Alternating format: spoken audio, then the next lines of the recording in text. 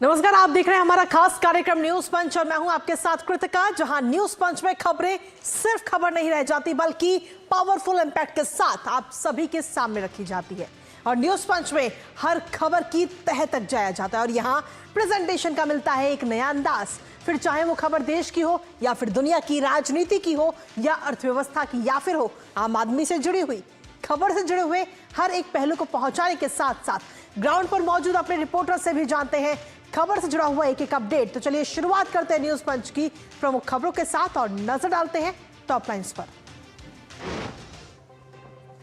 सबसे पहली और प्रमुख खबर पश्चिम बंगाल से, जहां शुभेंदु सरकार और एक्शन लगातार। जी हां, शुभेंदु सरकार जब से शपथ ग्रहण हुआ है उसके बाद से अभी तक पिछले 10 दिन की अगर हम बात करें तो कई सारे कड़े एक्शन लिए गए और 7 दिन में 7 बड़े फैसले लिए गए। आखिर ये कौन कौन से 7 बड़े फैसले हैं बताएंगे विस्तार से इस खबर के बारे में। लेकिन इसके साथ ही जो दूसरी प्रमुख खबर वो भी पश्चिम बंगाल से जुड़ी है, जहां पर पूर्व की सरकार की अगर हम बात करें यानी टीएमसी या यूं कहें कि ममता बनर्जी और उनके टीम उनके भतीजे पर इस समय जांच की आज तेज हो चुकी है। आखिर किस मामले पर ममता बनर्जी के भतीजे अभिषेक बनर्जी पर जांच की जा रही है बताएंगे इस खबर के बारे में भी। लेकिन इसके साथ ही तीसरी प्रमुख खबर अंतर्राष्ट्रीय जगत से जुड़ी हुई, जहां ट्रंप वर्सेस ईरान में इस वक्त कहीं ना कहीं तबाही का जो प्लान है वो पूरी तरह से तैयार था। लेकिन आखिर किन वजहों की वजह से ट्रंप ने इस प्लान को थोड़े समय के लिए बंद किया है बताएंगे इस पूरी खबर के बारे में भी विस्तार से आपको। और साथ ही ईरान ने क्या कुछ किया है इस पर पलटवार।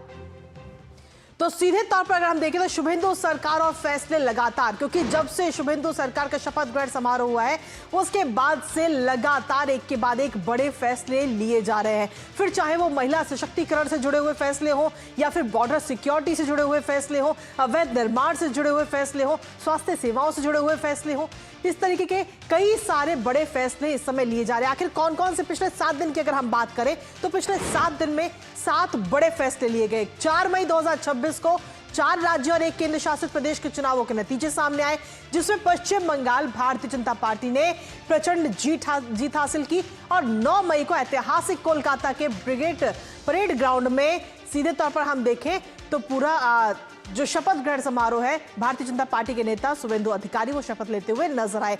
जो शपथ के बाद में 10 दिन हो चुके हैं शपथ ग्रहण को, उसके बाद में एक के बाद एक कई कड़े फैसले लिए जा रहे हैं। तो बताएं, सबसे पहले एक नजर डालते हैं कि आखिर पिछले 7 दिन में कौन से हैं वो 7 बड़े फैसले। तो 7 बड़े फैसलों की अगर हम बात करें तो इसमें 7 बड़े फैसलों में यह है कि अब धर्म के आधार पर जो भत्ता है वो नहीं दिया जाएगा, ये बड़ा फैसला लिया गया। और इसके साथ ही 7वें वेतन आयोग के गठन को भी मंजूरी दे दी गई है। महिलाओं के सशक्तिकरण को भी लगातार बढ़ावा दिया जा रहा है। महिलाओं की अगर हम बात करें तो महिलाओं को हर महीने 3000 रुपए देने का भी फैसला लिया गया। जून से महिलाओं के लिए फ्री बस यात्रा, यानी कि पश्चिम बंगाल में महिलाएं जो सरकारी बसें हैं उनमें फ्री यात्रा करती हुई नजर आएंगी। अन्नपूर्णा भंडार जो योजना है उसे भी जून से लागू किया जाएगा। अभी फिलहाल मई है और अब मुश्किल से 10 दिन बचे हैं, तो 10 दिन बाद जून से ये योजना जो है लागू हो जाएगी। इसके साथ ही बॉर्डर सिक्योरिटी को लेकर के बीएसएफ को 45 दिन के अंदर बॉर्डर जमीन देने की बात कही गई, ये भी बड़ा फैसला लिया गया।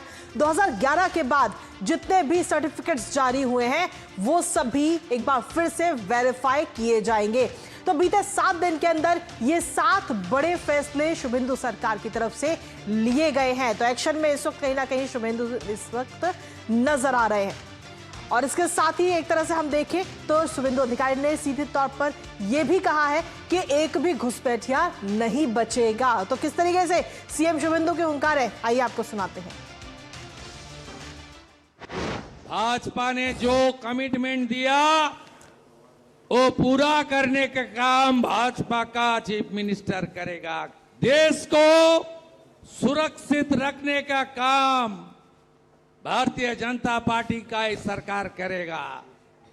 पहले तो वोटर लिस्ट में डिटेक्ट हो गया, उसका बाद वोटर लिस्ट में डिलीट हो गया, अभी तो टाइम आ गया है बंधु डिपोर्ट करने का।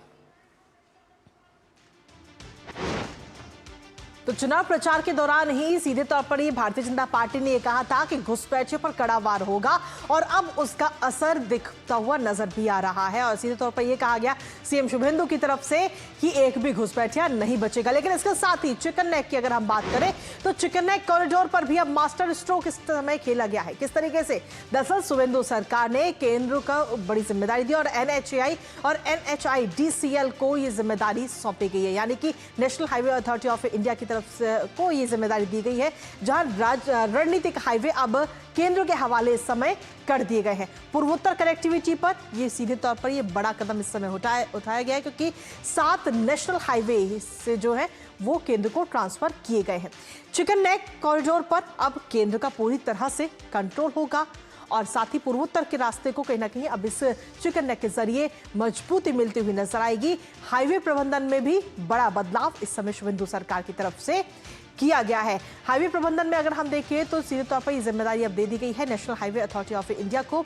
पश्चिम बंगाल से लेकर के दिल्ली तक ये सीधा कॉरिडोर और सीधे तौर पर स्ट्रेटेजिक कॉरिडोर पर सरकार की तरफ से ये बड़ा एक्शन इस समय लिया गया है। तो एक के बाद एक कई सारे बड़े फैसले, बड़े एक्शन लेते हुए शुभेंदु इस समय नजर आ रहे। शुभेंदु अधिकारी जो कि मुख्यमंत्री है और जब से उन्होंने पदभार ग्रहण किया है तब से लगातार एक के बाद एक बड़े फैसले लिए जा रहे हैं, जिसमें एक है चिकन नेक कॉरिडोर को लेकर जो महत्वपूर्ण और बड़ा फैसला लिया गया। लेकिन इसके साथ ही एक और बड़ा फैसला धार्मिक फंडिंग पर ब्रेक कहीं ना कहीं अब लग चुका है। जी हां, अब धर्म आधारित जो भत्ता है वो नहीं दिया जाएगा।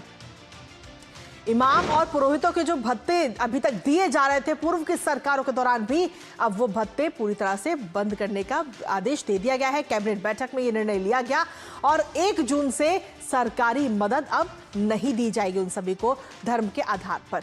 ममता सरकार ने ये पूरी योजना शुरू की थी जो पुजारी हैं और जो इमाम हैं उनको ये भत्ता देने की, लेकिन अब इस पर ब्रेक लग चुका है। मुख्यमंत्री ने साफ कहा है कि शिक्षा स्कॉलरशिप पर जो पैसा है वो उसे खर्च किया जाएगा, जिससे कि जो युवा है वो शिक्षा ग्रहण कर सके। तो ऐसे में ये भी एक बड़ा फैसले के तौर पर इसे भी देखा जा रहा है। लेकिन इसके साथ ही सुरक्षा की अगर हम बात करें और कानून व्यवस्था की बात करें तो उस पर भी पूरा हिसाब अब होगा दोषियों का। किस तरीके से? क्योंकि पूर्व की सरकार की अगर हम बात करें तो उस वक्त एक बड़ा मामला सामने आया था, आरजीकर मामला, और उस पूरे मामले में अब एक बड़ा एक्शन इस समय लिया गया है शुभेंदु अधिकारी की तरफ से। तत्कालीन प्रिंसिपल पर अब कानूनी शिकंजा कहीं ना कहीं कसता हुआ नजर आता है। संदीप घोष पर अभियोजन को मंजूरी दे दी गई है और इसके साथ ही ईडी को पूरी अनुमति इस पूरे मामले को लेकर दे दी गई है। अब जांच को लेकर तृणमूल कांग्रेस पर भी कई सारे सवाल इस समय उठ रहे हैं। हालांकि जब ये मामला सामने आया था तो उस वक्त भी टीएमसी सवालों के घेरे में थी और आज भी सवालों के घेरे में ही है। सीएम शुभेंदु का सख्त बयान आया कि जांच प्रक्रिया को लंबे समय तक रोका गया। इसके साथ ही सीएम शुभेंदु ने यह भी कहा कि कानून से ऊपर कोई नहीं है। अब पश्चिम बंगाल में कानून का राज है और सच को दबाया नहीं जा सकता। जल्द ही इस पूरे मामले के जो भी दोषी हैं उन दोषियों को सजा दी जाएगी। तो सीधे तौर पर कानून व्यवस्था को लेकर भी इस समय एक्शन मोड में सीएम शुभेंदु नजर आ रहे हैं। लेकिन इसके साथ ही प्रधानमंत्री नरेंद्र मोदी ने अगर हम देखें तो हाल ही में एक सलाह पूरे देशवासियों को दी थी और उस पर अब शुभेंदु सरकार की तरफ से नई गाइडलाइन जारी कर दी गई है। क्या है वो गाइडलाइन, वो भी आपको बताते हैं। इस गाइडलाइन में साफ तौर पर कहा गया कि सरकारी खर्च जो है उसको घटाया जाए, जितना हो सकता है उसको घटाने की जो कवायद है वो अब तेज हो चुकी है। वर्क फ्रॉम होम पर सीधे तौर पर फोकस है, फिर चाहे वो सरकारी हो या फिर प्राइवेट कंपनियां हो, वर्क फ्रॉम होम पर फोकस रखें। जो सरकारी काम है वो वीडियो कॉन्फ्रेंसिंग के जरिए हो, जिससे कि आने जाने का जो खर्चा है वो भी बच सके। सीधे तौर पर यह भी गाइडलाइन इस समय जारी की गई है। गैर जरूरी सरकारी दौरों पर इस समय रोक लगा दी गई है कि अगर वो जरूरी नहीं है कहीं आना जाना तो उस पर रोक लगाई गई है। कारपूलिंग और साथ ही इलेक्ट्रिक व्हीकल जो हैं उनको बढ़ावा देने की बात इस गाइडलाइन में कही गई है कि आप सभी लोग कारपूलिंग को बढ़ावा दें, इलेक्ट्रिक व्हीकल को बढ़ावा दें। सरकारी दफ्तर जो है वो पेपरलेस बनाए जाएंगे। पर्यावरण का ध्यान में रखते हुए यह भी बड़ा फैसला लिया गया है और ई ऑफिस सिस्टम अब लागू किया जाएगा। इसके साथ ही जो स्वदेशी उत्पाद हैं उनको प्राथमिकता देने की बात इस गाइडलाइन के जरिए कही गई है कि जो स्वदेशी उत्पाद है आप उनको अपनाएं, जिससे कि बढ़ावा उनको मिल सके, आत्मनिर्भर भारत को बढ़ावा मिल सके। बिजली की बचत पर भी सख्त कदम उठाया जा रहा है और इसके साथ ही पर्यावरण बचाने की जो मुहिम है वो भी इस समय कहीं ना कहीं तेज होती हुई नजर आ रही है। कैसे? क्योंकि इसको लेकर एक गाइडलाइन इसमें यह भी शामिल किया गया कि रिसाइकलिंग और कचरा कम करने को लेकर की ये एक पहल की गई है, जिसमें प्राकृतिक संसाधनों का इस्तेमाल आप सभी करते हुए नजर आए। तो प्रधानमंत्री नरेंद्र मोदी की सलाह और उसके बाद में सलाह के बाद में शुभेंदु अधिकारी सरकार की तरफ से ये नई गाइडलाइन इस समय जारी की गई है और इस गाइडलाइन में क्या कुछ खास तौर पर इंक्लूड किया गया है वो हमने आपको इसके जरिए बताया।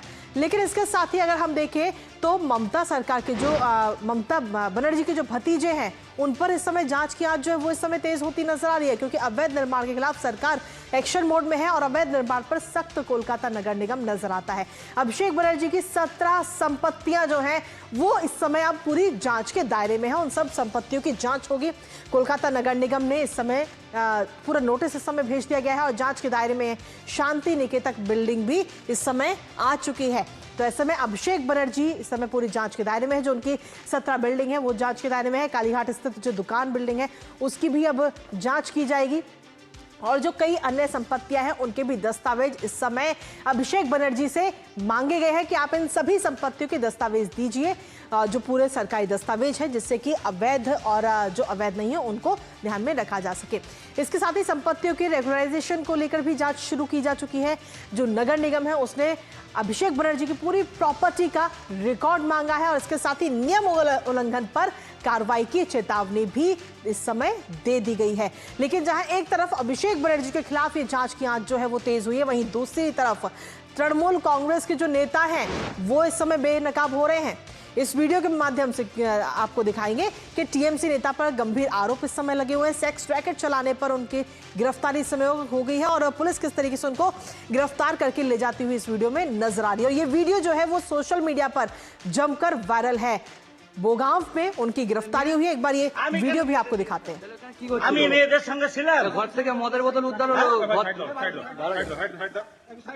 হ্যালো ভাই আরে আসো আমি নেই তুমি আরে চলো আমাকে পুলিশ ক্যামেরা নিয়ে যাও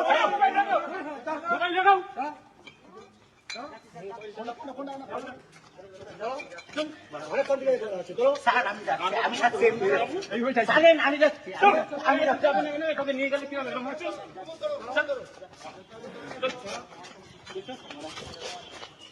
ভালো হবে ভালো কাজ করছিল ওখানে ভাই আমি জানতাম। तो टीएमसी के ये नेता हैं जिन पर सेक्स रैकेट चलाने का गंभीर आरोप है और आपने इस वीडियो के जरिए देखा कि पुलिस किस तरीके से कॉलर पकड़कर उन्हें ले जाती हुई नजर आ रही है, जिससे ये जरूर साफ होता है कि पूर्व की सरकार ने किस तरीके से संरक्षण दिया हुआ था अपने नेताओं को। हमारे साथ हमारे सहयोगी सौरभ दत्ता इस वक्त जुड़ गए हैं, सीधा उनका रुख करेंगे ताजा अपडेट के लिए। सौरभ, ये वीडियो वाकई हैरान करने वाला भी है क्योंकि जो पुलिस है वो अब काम करती हुई नजर आ रही है, क्योंकि इससे पहले हमने देखा था कि पुलिस ने भी चुप्पी साधे हुए थी, लेकिन अब एक एक करके सीधे तौर पर हम कह सकते हैं कि जो टीएमसी के नेता जो कि इस तरीके के काम कर रहे थे और सत्ता का संरक्षण उन्हें मिला हुआ था, अब वो संरक्षण हटते ही कार्रवाई शुरू हो चुकी है और कॉलर पकड़कर टीएमसी नेता को पुलिस ले जाती हुई नजर आ रही है इस वीडियो के जरिए। सौरभ, कृतिका, देखिए, जब भाजपा सरकार ने चुनावी प्रचार के दौरान अपना संकल्प पत्र घोषणा किए थे तभी भाजपा सरकार ने 15 अहम इशू को सामने रखा था। और अगर आप देखेंगे वो जो 15 अहम इशू को भाजपा सरकार ने सामने रखकर बंगाल की जनता के पास वोट मांगने गए थे, वही सारे इशू को अब भाजपा सरकार एड्रेस कर रहा है। एक तरफ से तुष्टीकरण रख के राजनीति का खात्मा और दूसरे तरफ बंगाल को विकास के ट्रैक पर वापस ले आना, और एक तरफ आप कह सकते हैं विकास के ट्रैक पर लाना, क्योंकि विकास के ट्रैक पर था ही नहीं बंगाल कभी। तो ये जो सारा मुद्दे हैं, इन सारे मुद्दों को लेकर आप देखते हैं एक तरफ से भत्ता नीति जो है, जो इमाम लोगों को मिलते थे, मुअज्जम लोगों को मिलते थे, वो भत्ता नीति के ऊपर सरकार ने रोक लगा दिया। लेकिन जो सामाजिक जो प्रकल्प है जैसे लक्ष्मी भंडार, उसको बंद नहीं किया गया, स्वास्थ्य साथी उसको बंद नहीं किया गया, उसके साथ आयुष्मान भारत को जोड़ा गया और लक्ष्मी भंडार के साथ अन्नपूर्णा योजना को जोड़ा गया। महिलाओं की जो सशक्तिकरण की बात होती है तो महिलाओं को जून से उनको सरकारी बस पर उनको कोई भाड़ा ना देना पड़े, इसका बंदोबस्त किया गया है, चाहे वो लॉन्ग रूट हो या फिर शॉर्ट रूट हो, ताकि महिलाएं और ज्यादा काम में भागीदारी लें, उनको और ज्यादा आसानी हो। और दूसरी तरफ आप देख रहे हैं कि करप्शन, घोटाले, एक के बाद एक घोटाले, 15 साल में इतने सारे घोटाले हैं कि आप गिनते गिनते बुलेटिन क्या पूरा दिन खत्म हो जाएगा। तो इसी के लिए उसके ऊपर एकदम छोटे से लेकर बड़े तक ये बनगा के तृणमूल नेता से लेकर अभिषेक बनर्जी तक किसी को बख्शा नहीं जा रहा है। ये खोजा जा रहा है कि 15 साल में अभिषेक बनर्जी ने अपना कुल मिलाकर 24 संपत्ति खड़े किए हैं, किसके बलबूते पर किए हैं, वो राज क्या है। वो सब चाहते हैं कि हम भी थोड़ा ऐशो आराम की जिंदगी जिए, हमारा भी थोड़ा संपत्ति हो। तो वो जो मंत्र है कि जिस मंत्र से अभिषेक बनर्जी ने अपना पूरा 24 संपत्ति खड़ा कर दिया, वो सबको जानना है, बंगाल की जनता को जानना है कि कहाँ से आता है ये पैसा, कहाँ से आया ये पैसा। तो इसी के लिए जो इलीगल जो कंस्ट्रक्शन है या नहीं, इनका रूट क्या है, इसी के लिए कॉर्पोरेशन की तरफ से इनको ये नोटिस भेजा गया है कि इन सारी संपत्ति को लेकर। और अगर आप देखें तो विकास की बात, तो 7 जो हाईवे है जो अब तक 1.5 साल से रुका हुआ था, उसमें भी अब सरकार काम कर रही है कि कोई भी हाईवे, कोई भी इंफ्रास्ट्रक्चर का काम रुका ना रहे।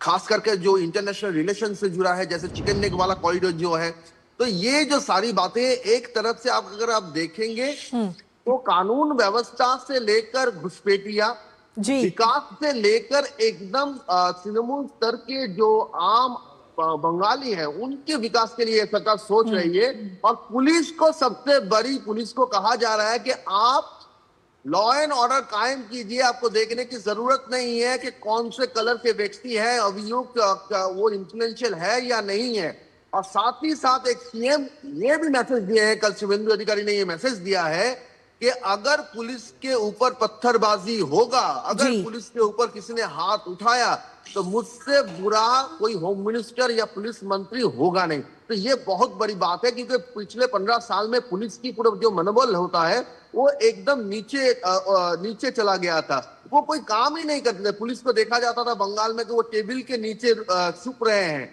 जब वहां पर कुछ एजिटेशन हो रहा है। जी बिल्कुल सौरभ, कुल मिलाकर अगर हम देखें तो एक के बाद एक कई सारे एक्शन कहीं ना कहीं लिए जा रहे हैं। लेकिन इसके साथ ही जो हाल ही में प्रधानमंत्री नरेंद्र मोदी ने भी अपील की थी सभी देशवासियों से, उसका भी सीधा असर पश्चिम बंगाल में भी नजर आया और इसको लेकर गाइडलाइंस भी जारी की गई। सौरभ, देखिए, मुख्यमंत्री शुभेंदु अधिकारी हो या फिर राज्य बीजेपी प्रेसिडेंट श्रमिक भट्टाचार्य, दोनों ने ही ये साफ कर दिया है कि ये सरकार सारे देश में जो दूसरे भाजपा की सरकार चल रही है उसी को नीति को अनुसरण करके फॉलो करके ये सरकार चलेगी, चाहे वो विकास का मुद्दा हो या सुशासन का मुद्दा हो। और इसीलिए जब प्रधानमंत्री नरेंद्र मोदी ने सारे देश के सारे देशवासियों से ये अपील की है और गवर्नमेंट से भी ये अपील की है कि आप अपना खर्चा कमाइए आने वाले दिन को सामने रखकर, तो मुख्यमंत्री शुभेंदु अधिकारी की सरकार भी उसी रास्ते पर चल पड़ी है और सारे कदम वो उठा रही है। कल 63 नंबर वार्ड में मुख्यमंत्री शुभेंदु अधिकारी ने एक बात कहा है कि परिवर्तन दिख रहा है। यही है वो जो लाइन है कि परिवर्तन दिख रहा है, तो यही कहीं ना कहीं ये सरकार की ये मंशा है कि परिवर्तन दिखना चाहिए और विजिबली वो दिख भी रहा है। कृतिका, बिल्कुल। और सीधे तौर पर अगर हम देखें तो जो 7 बड़े फैसले लिए हैं शुभेंदु सरकार ने पिछले 7 दिनों के अंदर, उसमें एक बड़ा फैसला ये भी है कि जो धार्मिक फंडिंग है उस पर भी रोक लगा दी गई है। इमाम और जो पुजारी हैं उनकी भत्ती, उनकी जो पैसा दिया जा रहा था, जो पूर्व की सरकार में योजना थी, उस पर यह रोक लगाई गई और कहा गया कि वो पैसा जो है वो बच्चों को दिया जाएगा स्कॉलरशिप के तौर पर। कृतिका, देखिए, कल 2 प्रोग्राम था। एक पहला तो ये कैबिनेट का बैठक जहां से ये घोषणा हुआ कि अब से जो धार्मिक के धर्म के आधार पर जो पैसे दिए जाते थे, असिस्टेंस जो दिए जाते थे, आर्थिक सहायता जो दिए जाते थे, वो अब से बंद होगा।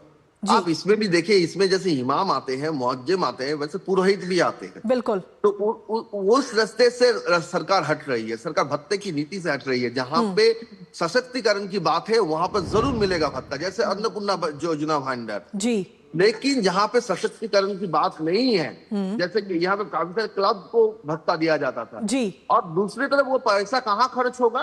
तो शाम को जो यहाँ पे जो 12th के जो रिजल्ट में जो बच्चे अच्छे किए हैं उनको संवर्धना दिया गया है, उनको फेलिसिटेशन दिया गया है। तो उसी मंच पे कहा कि जो पैसा ये भत्ते से बचेगा वो पैसा मेधा के विकास में लगेगा, जो बच्चे पढ़ना चाहते हैं उनके विकास में लगेगा, और इससे 300 करोड़ से भी ज्यादा की बचत होगा अब तक का जो आंकड़ा सामने आ रहा है। चलिए, बहुत बहुत शुक्रिया सौरभ, तमाम जानकारी और अपडेट्स हमारे साथ साझा करने के लिए, इस महत्वपूर्ण खबर से जुड़ी हुई। तो डीडी न्यूज पर न्यूज मंच में खबरों का सिलसिला लगातार जारी है। इसी बीच रुके एक छोटे से ब्रेक के लिए आप बने रहिए हमारे साथ। खाने में मेरी क्वीन के लिए क्या है? किंग मटर पनीर, किंग बैगन भरता, king veg pulao, king palak paneer kofta. ये सब किंग क्यों? क्योंकि ये सब बना है MDH किचन किंग से आपका बॉस। MDH किचन किंग, असली किचन किंग। MDH। जब धरती चीर कर निकलता है लोहे का पत्थर और मिलता है मोंगिया के जोश से, फिर तपता है, पिघलता है और बनता है फौलाद। अब होता है सरिया सारी खूबियों के साथ। मोंगिया स्टील, मजबूत देश का मजबूत सरिया। मास्टर जी नमस्ते। 2 ड्रेसेस बनानी है, ठीक है? ऐसा कुछ। लेकिन मास्टर जी 4 दिन में पार्टी है, बन जाएगी ना पक्का? हो जाएगा। कैसे? फैशन चेंजेस हमेशा, उषा हमेशा। और ब्रेक के बाद एक बार फिर से स्वागत आप सभी का। अब रुक करते हैं हमारी दूसरी महत्वपूर्ण खबर का अंतर्राष्ट्रीय जगत से जुड़ी, जहां पश्चिम एशिया, जहां पिछले कई दिनों से मिसाइलों की धमक और युद्ध की आशंका ने पूरी दुनिया की धड़कनें इस समय बढ़ा रखी थी। यहां अब एक बड़े सवाल ने जन्म लिया है कि क्या दुनिया एक और महायुद्ध के मुहाने से लौट आई है, क्योंकि ये खबर इस समय सामने आई कि अमेरिका ने ईरान पर होने वाला बड़ा हमला आखिरी वक्त पर टाल दिया है। आखिर किस तरीके से, आइए एक नजर डालते हैं ग्राफिक्स पर।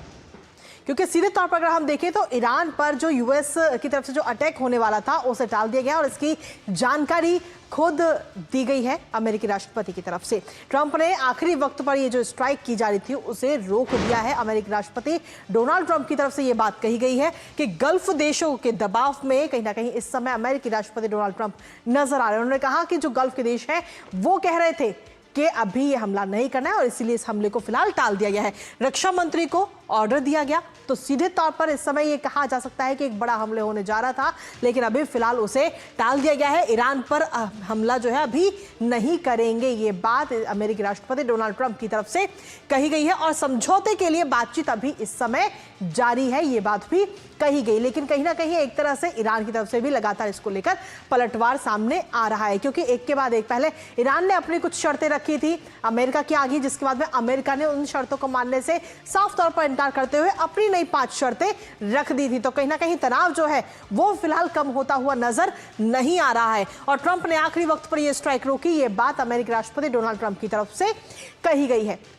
लेकिन इसके साथ ही अगर हम देखें तो जहां एक तरफ अमेरिकी राष्ट्रपति डोनाल्ड ट्रंप की तरफ से ये पोस्ट किया गया, वहीं दूसरी तरफ ईरान की तरफ से भी पलटवार इसको लेकर किया जा रहा है और ईरान ने साफ कह दिया है कि अगर हमला होता है तो हम हर हमले का पूरी तरह से जवाब देंगे, हम हर जवाब देने के लिए तैयार हैं। यानी कि अगर एक तरह से देखें तो संघर्ष विराम के बीच में तनाव इस समय चरम पर नजर आता है और कई सारे सवाल भी इन सब चीजों को लेकर उठते हुए समय दिखते हैं कि क्या समाधान निकलेगा बातचीत के जरिए, क्योंकि अमेरिकी राष्ट्रपति ने साफ तौर पर कह दिया है कि डील करो नहीं तो अटैक होगा। ट्रंप ने सीधे तौर पर ईरान को ये वार्निंग दी है और इसके साथ ही ये भी कहा कि बातचीत अगर फेल हुई तो ये हमला किया जाएगा, क्योंकि अपनी सेना को पूरी तरह से इस समय तैयार कर दिया है।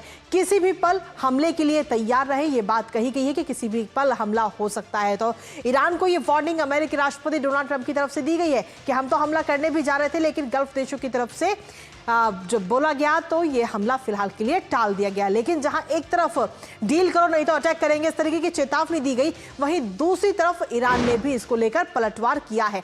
ईरान ने सीधे तौर पर क्या कुछ कहा है वो भी आपको बताएंगे, लेकिन उससे पहले अमेरिकी राष्ट्रपति ने क्या कुछ कहा है वो इस समय हम आपको दिखा रहे हैं। उन्होंने कहा है कि कतर के अमीर और साथ ही सऊदी अरब के क्राउन प्रिंस मोहम्मद बिन सलमान और साथ ही जो गल्फ देश हैं उनकी तरफ से ये बात कहेगी, जिसके बाद में ये जो हमला किया जा रहा था उसे रोक दिया गया है।